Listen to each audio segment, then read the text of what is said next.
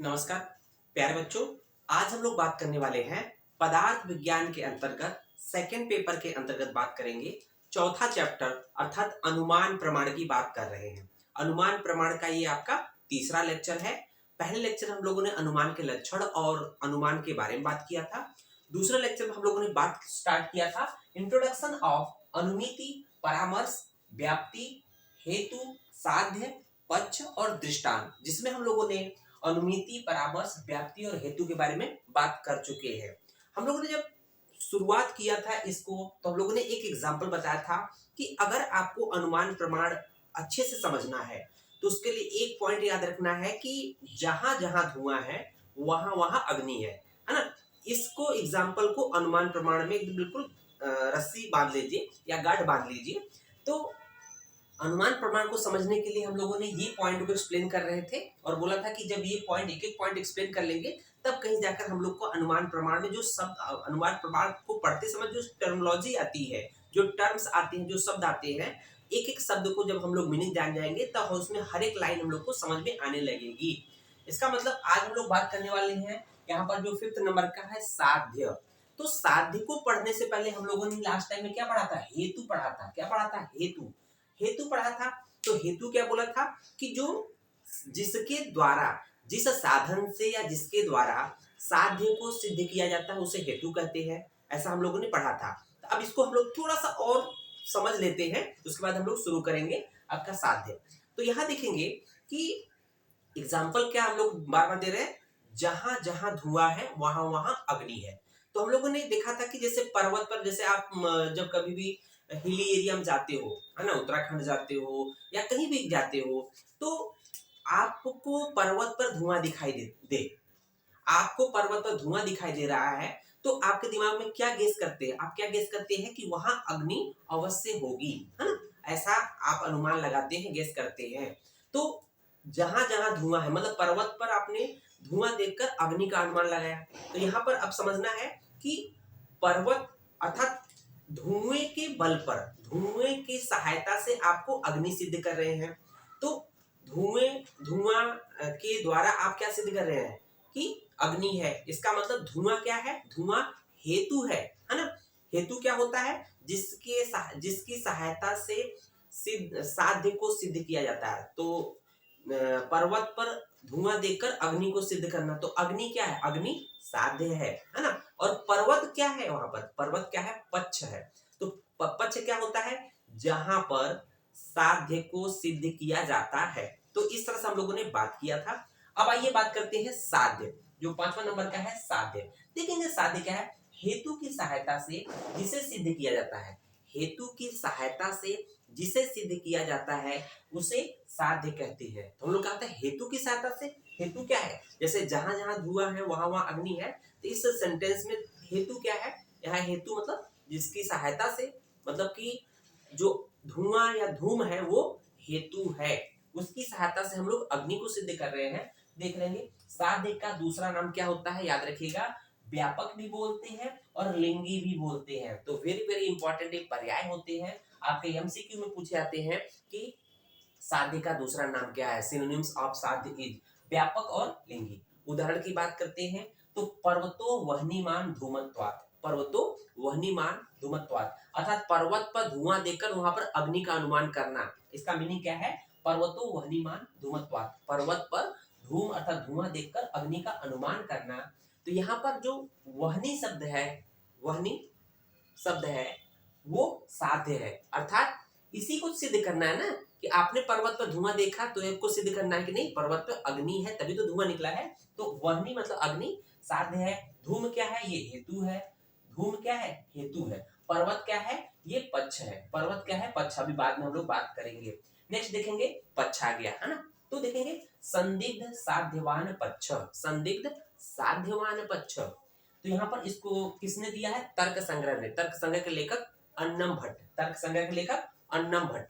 देखेंगे संदिग्ध साध्यवान सपक्ष। तो यहाँ पर क्या है कि पक्ष सिंपली किसे कहते हैं पहले जान लेते हैं कि साध्य जहां सिद्ध किया जाता है, साध्य जहां सिद्ध किया जाता है उसको पक्ष कहते हैं, उस स्थान को पक्ष कहते हैं। जैसे अगर हम बात करें तो यहाँ पर यहाँ साध्य संदिग्ध होता है, तो देखिए संदिग्ध साध्यवान सपक्ष। तो इस कंडीशन में जो साध्य होता है, जो पक्ष होता है वो संदिग्ध होता है। यहाँ पर जो साध्य है वो संदिग्ध होता है। तो देखेंगे संदिग्ध साध्यवान सपक्ष मतलब पक्ष। यहाँ पर साध्य संदिग्ध होता है, अर्थात साध्य है या नहीं है इसकी शंका होती है। अगर जैसे बात करें, आपने पर्वत पर धुआं देखा, आपने पर्वत पर धुआं देखा और पर्वत पर धुआं देख रहे हैं, इसका मतलब वहां अग्नि का अनुमान आप गेस कर रहे हो कि क्या अग्नि है या नहीं है। तो यहाँ पर संदिग्ध है कि अग्नि है या नहीं है, क्योंकि आपको दिखाई नहीं दे रहा अग्नि, है ना। लेकिन यहाँ जहां पर आप साध्य को सिद्ध कर रहे हैं, साध्य का मतलब अग्नि साध्य है और हेतु क्या है, धुआं है। तो हेतु अर्थात धुएं की सहायता से आपने साध्य अर्थात अग्नि को सिद्ध कर रहे हैं कि वहां पर पर्वत पर धुआं है, तो वहां पर अग्नि भी होनी चाहिए। मतलब है या नहीं कंफ्यूजन है, इसलिए कह रहा है संदिग्ध साध्यवान सपक्ष। यहाँ पर साध्य जो अर्थात अग्नि जो है संदिग्ध होता है। धुआं देख लिया इससे, लेकिन कंफ्यूजन होता है कि अग्नि है या नहीं, है ना। तो यहाँ पर देखिए उदाहरण की बात करते हैं। पर्वत पर धूम देखकर अग्नि का अनुमान। आपने पर्वत पर धुआं देखा तो वहां अग्नि का अनुमान कर रहे हैं, लेकिन पर्वत क्या है, जहां पर अग्नि को सिद्ध कर रहे हैं उसी को तो पक्ष कहते हैं। तो पर्वत क्या है, पक्ष है। धुआं क्या है, हेतु है। इस हेतु या धुएं की सहायता से अग्नि अर्थात साध्य को सिद्ध करना चाहते हैं। अब बात करते हैं, जब पक्ष की बात आती है तो पक्ष के बाद इसी रिलेटेड दो टर्म और आते हैं। एक होता है सपक्ष, दूसरा होता है विपक्ष। पक्ष की बात करते हैं, पक्ष क्या था, संदिग्ध साध्यवान। पक्ष क्या है, संदिग्ध साध्यवान, है ना। लेकिन जो सपक्ष होता है, सपक्ष का मतलब कि निश्चित रूप से जो है निश्चित साध्यवान सपक्ष, निश्चित साध्यवान सपक्ष। इसके भी तर्क संग्रह ने दिया है अन्नम भट्ट। अर्थात जिस पक्ष पर साध्य निश्चित सिद्ध होता है, जिस पक्ष पर साध्य निश्चित सिद्ध होता है। अगर हम बात करें इससे पहले के एग्जाम्पल में कि जो पक्ष में एग्जाम्पल में बोला था कि पर्वत पर आपने धुआं देखा तो वहां अग्नि है या नहीं ये डाउट में है, संदिग्ध है। लेकिन अगर यही बात करें उदाहरण रसोई घर में, अगर कोई किचन में हम लोग धुआं देख के उठते हैं तो इसका मतलब वहां आग लगाई गई है। मतलब किचन में चूल्हे में या गैस पे जो भी चीजें, कि रसोई घर में हम देखते हैं अग्नि के साथ धूम होता ही होता है ना। रसोई घर में अगर धुआं दिख रहा है इसका मतलब निश्चित है कि वहां पर अग्नि प्रेजेंट है ही है। इसलिए बोला है निश्चित साध्यवान सपक्ष। अर्थात जिस पक्ष पर साध्य निश्चित होता है उसे निश्चित सिद्ध होता है उसे सपक्ष कहते हैं। तो हाँ, जहाँ श्योर है कि अग्नि है ही है उसको हम बोलते हैं सपक्ष। लेकिन उसके बाद कहते हैं विपक्ष। विपक्ष का मतलब क्या हो गया, निश्चित साध्य अभाववान। क्या है, निश्चित साध्य अभाववान विपक्ष। तर्क संग्रह ने बोला है अर्थात जिस पक्ष पर साध्य का निश्चित अभाव होता है, निश्चित अभाव की बात कर रहा है, मतलब वहां पर पक्ष है ही नहीं, है ना। साध्य अर्थात जो अग्नि वहां है ही नहीं। अगर हम बात करें कि जलाशय में अग्नि का अभाव, जलाशय में जैसे आप ठंड के मौसम में अभी बाहर जाओगे तो कहीं टूर पे गए हो, दूर से तो बहुत ढेर सारा कोहरा रहता है। तो जलाशय वो जो कोहरा या वाष्प निकल रहा है धुएं जैसा ही होता है ना। तो आप उसको देखोगे जलाशय के ऊपर धुआं निकल रहा है। लेकिन अगर आपको जब पता चल जाए कि जलाशय, तो जलाशय में क्या आग लग सकती है, नहीं लग सकती है। इसलिए बोल रहा है जलाशय में अग्नि का अभाव। तो क्या है ये जलाशय, यहाँ पर विपक्ष है। यहाँ पर निश्चित रूप से इस जलाशय में जो है अग्नि का अभाव होता है ना। बात समझ में आया। तो इसके बाद देखेंगे सातवां है लास्ट में दृष्टांत। दृष्टांत का मतलब होता है एग्जाम्पल, उदाहरण, है ना।